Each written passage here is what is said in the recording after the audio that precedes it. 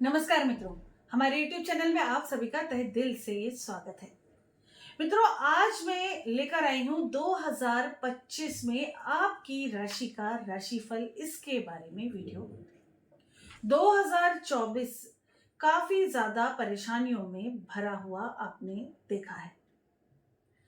चूंकि आपकी राशि का मालिक शनि है और शनि वक्री अवस्था में थे नवंबर तक, तो काफी सारे काम बनते बनते आपके बिगड़े होंगे।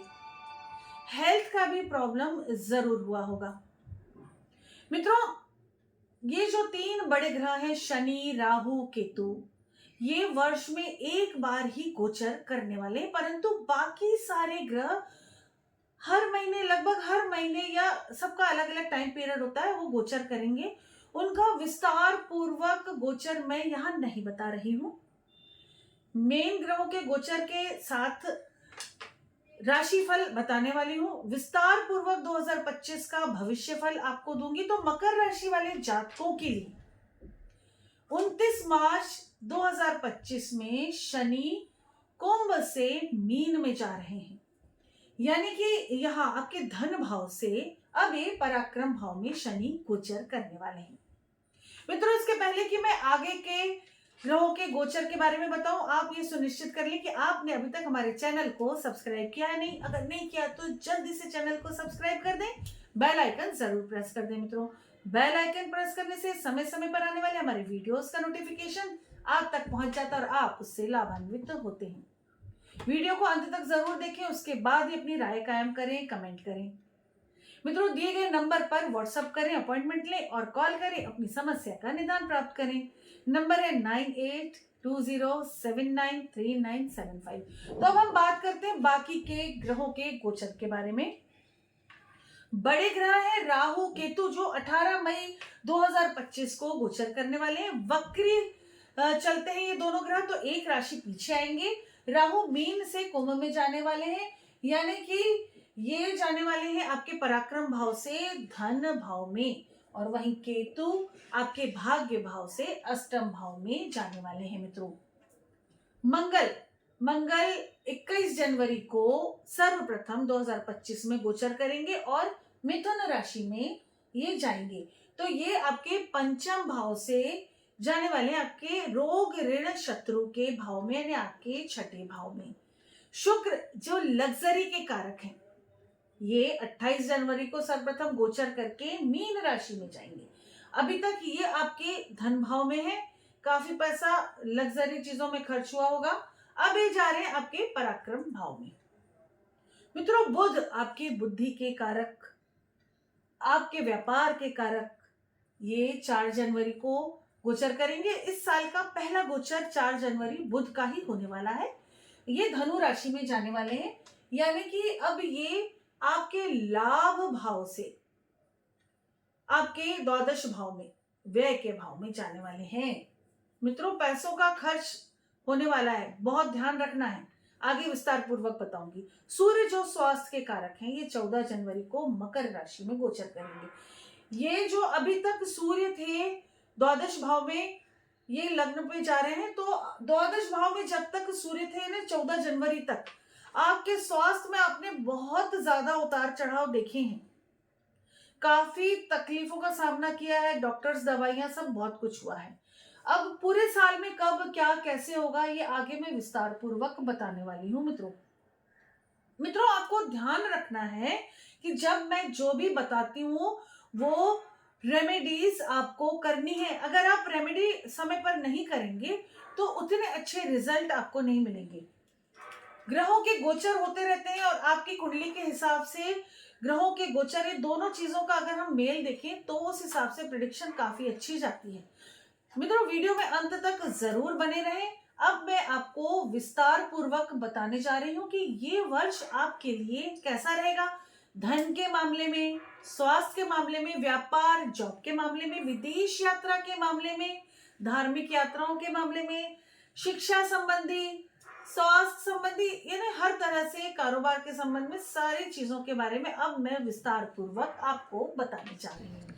मकर राशि वाले जातकों के लिए साल 2025 पुरानी समस्याओं से छुटकारा दिलाने वाला वर्ष होगा।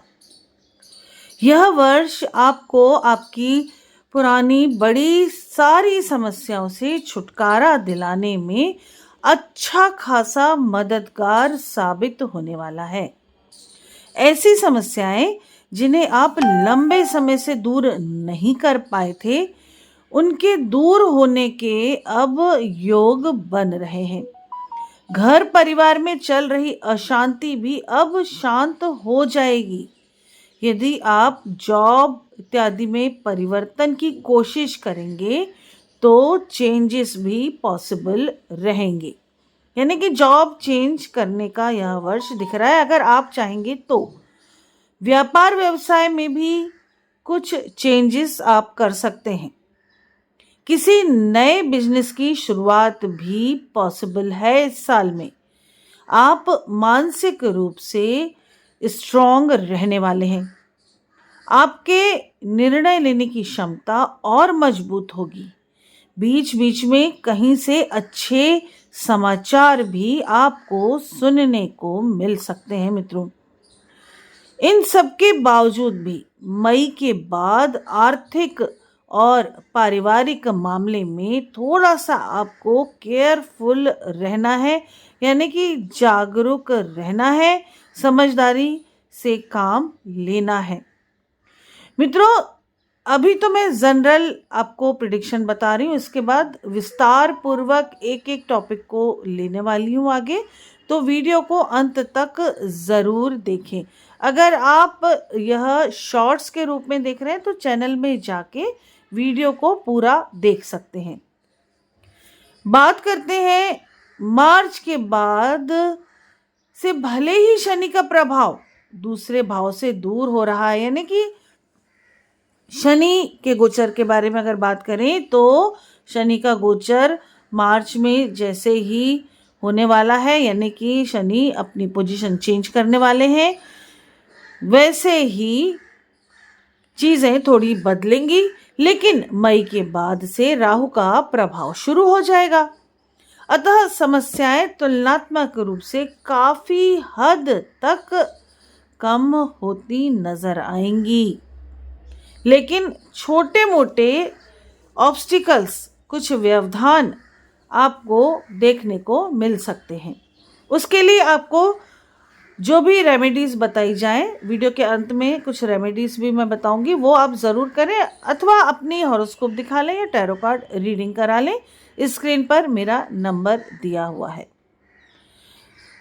हर एक मामले में आपको समझदारी से काम लेना है। समझदारी से काम लेंगे और सचेत रहेंगे तो चीज़ें संभली रहेंगी मित्रों। मिड मई के बाद प्रेम प्रसंग के लिए समय थोड़ा सा दिक्कत भरा दिख रहा है, वहीं मिड मई के पहले का समय प्रेम प्रसंग के लिए काफ़ी अनुकूल रहेगा। विवाह और वैवाहिक जीवन से संबंधित मामलों के लिए भी समय अनुकूलता दे सकता है, लेकिन मई मध्य के बाद इन सभी मामलों में समय थोड़ा सा कम सपोर्ट करता दिख रहा है मित्रों। स्टूडेंट्स की बात करें तो सामान्य तौर पर पूरा वर्ष ही किसी न किसी तरह से आपकी मदद करते नजर आएगा, यानी स्टूडेंट्स के लिए यह वर्ष काफ़ी अच्छा नजर आ रहा है। अब हम बात करते हैं विस्तार पूर्वक आगे। तो सर्वप्रथम बात करेंगे आपकी हेल्थ को लेकर, यानी कि मकर राशि वाले जातकों के लिए 2025 में आपका स्वास्थ्य कैसा रहने वाला है, इसके बारे में अब हम चर्चा करेंगे। मित्रों, स्वास्थ्य तो पूरे ही वर्ष आपका थोड़ा उतार चढ़ाव लिए रहने वाला है।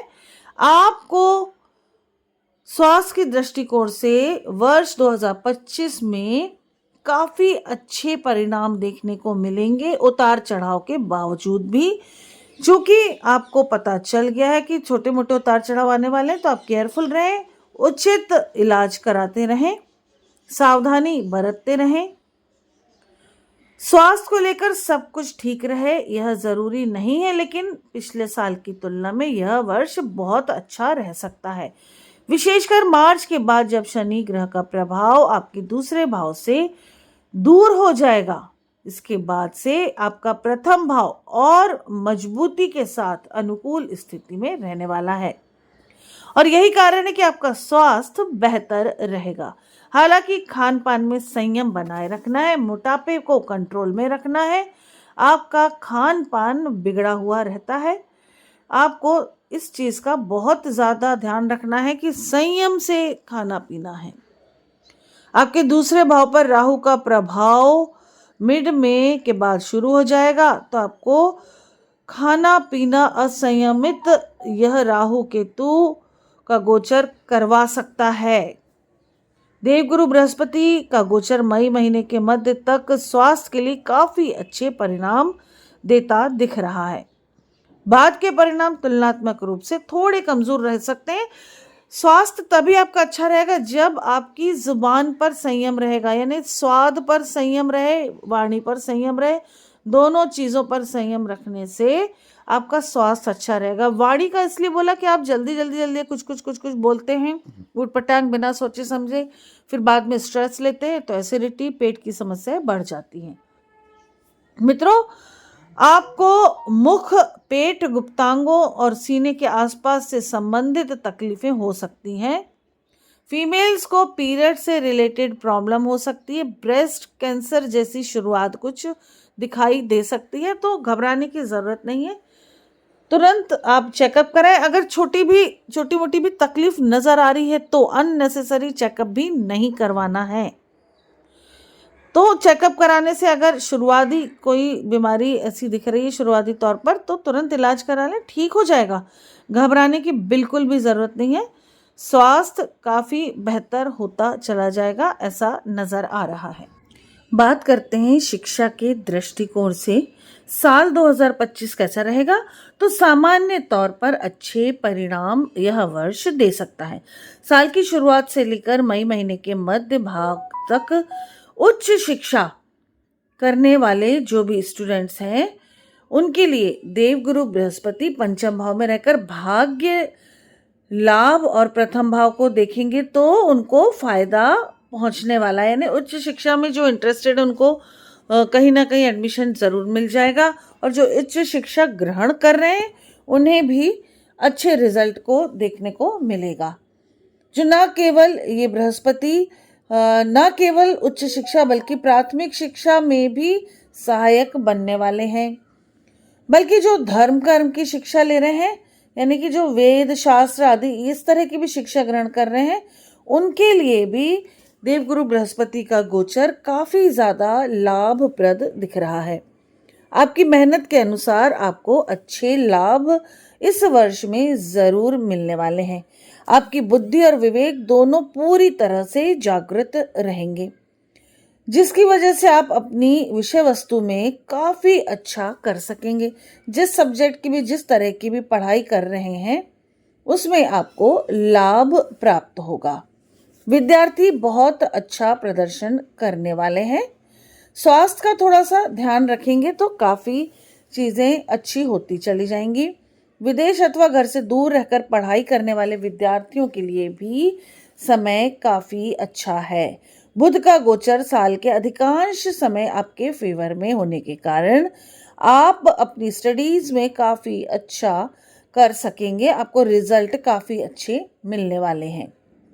सामान्य तौर पर इस वर्ष आप अच्छे परिणाम प्राप्त कर सकेंगे हर तरह के एग्जाम्स में।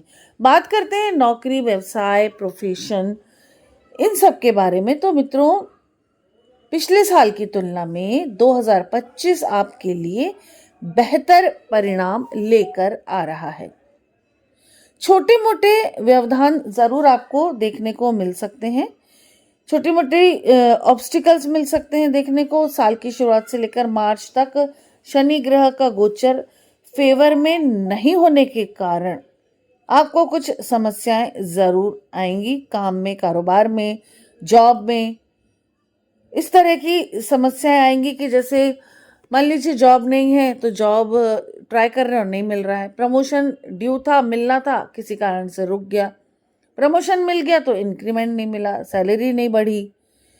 अगर आप कोई नया व्यवसाय शुरू करना चाह रहे हैं, सब व्यवस्थाएं हो गई, फिर भी कोई ना कोई कारण से शुरू नहीं कर पा रहे हैं, या पैसे का ही इंतजाम नहीं हो रहा है, किसी ने कहा था पैसे देंगे, नहीं दे रहा है, लोन के लिए अप्लाई किया था, सब कुछ ठीक होने के बाद भी समझ नहीं आ रहा है क्या कारण है, लोन अप्रूव नहीं हो रहा है, मीन्स अजीब सी कुछ समस्याएं चलती रहेंगी।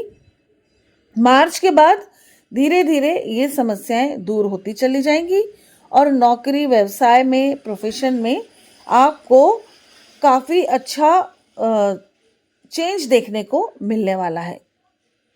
मार्च के बाद शनि ग्रह की अनुकूलता आपको आत्मविश्वास से भरा रखेगी। आपका कॉन्फिडेंस लेवल काफ़ी बढ़ जाएगा तुलनात्मक रूप से। थोड़ा आपको दौड़ भाग बढ़ती हुई तो नज़र आ रही है, लेकिन उसके बाद आपको काफ़ी सकारात्मक फल देखने को मिलेंगे, यानी पॉजिटिव रिजल्ट आपकी दौड़ भाग के आपको मिलने वाले हैं। बृहस्पति का गोचर साल के पहले हिस्से में आपको खुलकर व्यापार व्यवसाय करने के लिए समर्थन दे रहे हैं। बाद के समय में मेहनत ज़्यादा लगने वाली है, लेकिन पंचम दृष्टि से दशम भाव को बृहस्पति देख रहे हैं, इसकी वजह से आपको रिजल्ट अच्छे मिलेंगे ही मिलेंगे। इनकम आपकी बढ़ती हुई नज़र आ रही है पूरे ही साल में, यानी कि आर्थिक पक्ष मजबूत होगा इस वर्ष में। यह वर्ष आर्थिक दृष्टि से आपको एवरेज से कहीं ज़्यादा अच्छे, कहीं ज़्यादा बेहतर परिणाम दे सकता है।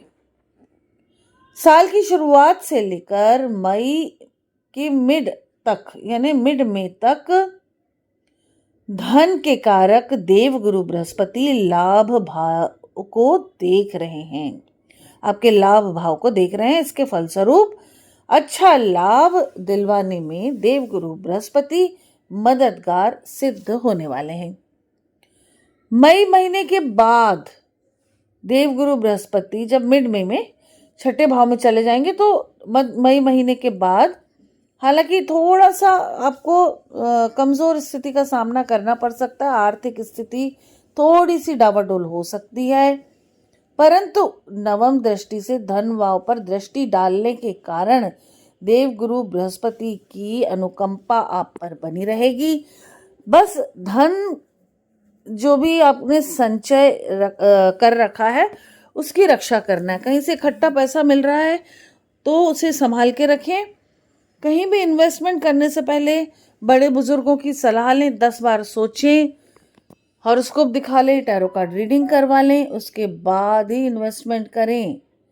अन्यथा जो मेहनत से कमाई पूंजी है वो कहीं आप नुकसान में ना पड़ जाएं, वो पूंजी गवा ना दें।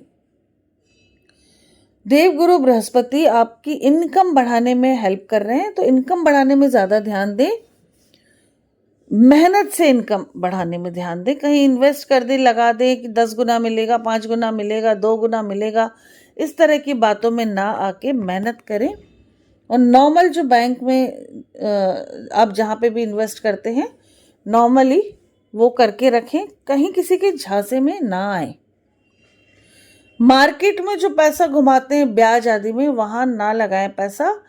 बहुत ज़्यादा कॉन्फिडेंस है या आपकी कुंडली स्ट्रांग है, सोच समझ कर लगाएं पैसा, और बहुत कम समय के लिए, अन्यथा हो सके तो ना लगाएं, नुकसान की स्थिति बन सकती है।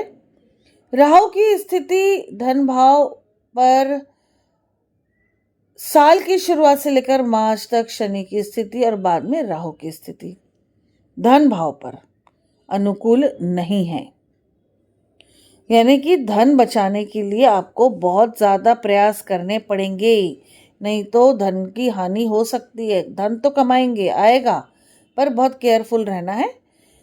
जल्दी जल्दी कहीं भी इन्वेस्ट नहीं करना है। जल्दी जल्दी अगर घर में पैसा आए तो आपको नहीं बोलना है कि यहाँ लगा दो, वहाँ लगा दो। अगर सामने वाला सोच समझ रहा है, टाइम ले रहा है पैसा इन्वेस्ट करने के लिए, तो चिड़चिड़ करके लड़ाई झगड़े घर में नहीं करने हैं, क्योंकि आपकी सोच गलत दिशा में चली जाएगी और नुकसान हो जाएगा। केयरफुल रहना है। बात करें आपकी लव लाइफ की, तो मकर राशि वालों प्रेम प्रसंग के मामले में साल का पहला हिस्सा काफी अच्छा नजर आ रहा है। उस पर भी जनवरी से लेकर मार्च तक का समय तो बहुत ही अच्छे परिणाम दे रहा है। साल की शुरुआत से लेकर मई महीने के बाद समय काफी बेहतर होता चला जाएगा। बृहस्पति का गोचर पंचम भाव में रहेगा, तो प्रेम संबंधों में अनुकूलता रहने वाली है। थोड़े से भी आपके प्रयास होंगे तो आपकी लव लाइफ काफी बेहतर होती चली जाएगी। हो सकता है आपकी पर्सनल हॉरोस्कोप में कुछ समस्या हो तो छोटी मोटी समस्याएं आपकी लव लाइफ में आए, अन्यथा लव लाइफ बेहतर होती चली जाएगी। पंचम भाव पर शनि की दृष्टि लगातार बनी रहेगी, जो एक दूसरे के मन में बेरुखी का भाव पैदा कर सकती है। मित्रों, अपना और अपने लव वंस का जरूर एक बार भविष्य का एनालिसिस करा लें, कुंडली दिखा लें या टैरो कार्ड दिखा लें। कोई रेमेडी जम रही है जिस रेमेडी से आप दोनों का प्रेम जीवन अच्छा हो रहा हो तो वो आप जरूर कर लें, क्योंकि चिड़चिड़ आप दोनों के बीच में होती रहेगी, मन मुटाव छोटा छोटा, तो उसे थोड़ा सा नजरअंदाज भी आपको करना चाहिए। यदि एक दूसरे के प्रति अच्छे भाव रखेंगे तो छोटी मोटी बातों का बतंगड़ नहीं बनाएंगे तो पंचम भाव के स्वामी शुक्र का गोचर साल के अधिकांश समय अनुकूल परिणाम देने के संकेत दे रहा है। अगर दूसरे ग्रह परेशानी खड़ी कर रहे हैं तो शुक्र अच्छे परिणाम देने वाला है। आप अपने कर्म और भाग्य के संगम से लव लाइफ को एंजॉय कर सकते हैं। प्रेम जीवन की बात करें, माफ कीजिए वैवाहिक जीवन की बात करें, तो जिनकी उम्र विवाह की हो चुकी है उन्हें विवाह करने की कोशिश करनी चाहिए। विवाह के लिए शुरुआत के 3 महीने काफी अच्छे हैं। कम से कम इन 3 महीनों में सगाई हो जाए, रोका हो जाए तो आगे विवाह हो जाएगा। मित्रों, जिन लोगों की कुंडली में विवाह की दशाएं चल रही हैं उनके विवाह होने के प्रबल योग हैं और ये साल के पहले हिस्से में बन रहे हैं। साल का दूसरा हिस्सा विशेषकर मई महीने के मध्य भाग के बाद का समय थोड़ा सा तुलनात्मक रूप से कमजोर दिख रहा है। वही बात करें वैवाहिक जीवन के ना, जो ऑलरेडी शादीशुदा हैं उनके लिए, जिनकी शादी हो चुकी है, जिनका विवाह हो चुका है, उनके लिए शनि का गोचर अनुकूल परिणाम दे रहा है मित्रों। लेकिन देवगुरु बृहस्पति का गोचर साल के पहले हिस्से में तो अनुकूल परिणाम दे रहा है, लेकिन उसके बाद छोटी मोटी समस्याएं आपके आपसी रिश्तों में दिख रही हैं। कुल मिलाकर ये कह सकते हैं कि पिछले साल की तुलना में यह वर्ष दाम्पत्य जीवन के हिसाब से बेहतर रहेगा, लेकिन दाम्पत्य संबंधी मामलों में जागरूकता भी रखनी होगी। थोड़ा सा प्रैक्टिकल होना पड़ेगा आपको, तभी आप खुशियां एक दूसरे के साथ शेयर कर सकेंगे। छोटी छोटी बातों को इग्नोर करना होगा। समय है जो थोड़ी सी परेशानियां दे सकता है, जब मालूम है तो थोड़ा पेशेंस रखें और एक दूसरे के साथ अच्छा व्यवहार रखें। गृहस्थ जीवन की बात करें तो माता पिता भाई बहनों के साथ पति पत्नी के संबंध काफी हद तक ठीक रहने वाले हैं। थोड़ा सा पिछले समय से जो पिछले कुछ सालों से परेशानियां चल रही थी वो अब कम होती नजर आ रही है।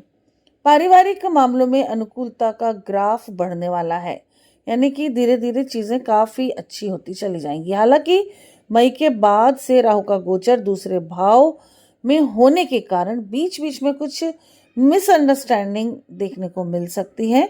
आपस में एक दूसरे को समझ पाने में शायद असमर्थ हो, थोड़ा बहुत मनमुटाव भी हो, पर जब मालूम है कि ग्रह करा रहे हैं, आने वाला समय स्वयं ही सब कुछ ठीक करा देगा, तो अभी से पेशेंस रख लें। गृहस्थ संबंधी मामलों की बात की जाए तो आप थोड़ा सा संतुलन बनाए रखेंगे तो राहत मिलती रहेगी। शनि की तीसरी दृष्टि का प्रभाव मार्च के बाद आपके चतुर्थ भाव से समाप्त हो जाएगा, जो गृहस्थ संबंधी मामलों में अनुकूलता देने वाली स्थिति कही जाएगी, यानी कि आपकी फैमिली लाइफ भी अच्छी नजर आ रही है। बात करते हैं भूमि भवन वाहन आदि के सुख की, तो मित्रों शनि के गोचर की अनुकूलता मार्च के बाद भूमि और भवन से संबंधित आपकी बहुत दिनों से जो इच्छाएं अधूरी रह गई हैं उन्हें पूरा करने में सहायक होने वाली है। इस वर्ष आपको भूमि भवन वाहन से संबंधित अच्छे परिणाम देखने को मिल सकते हैं। कोई बहुत समय से डील अटकी हुई है वो अब पूरी हो जाएगी। आपको भूमि भवन आदि से पैसा मिलने का योग है।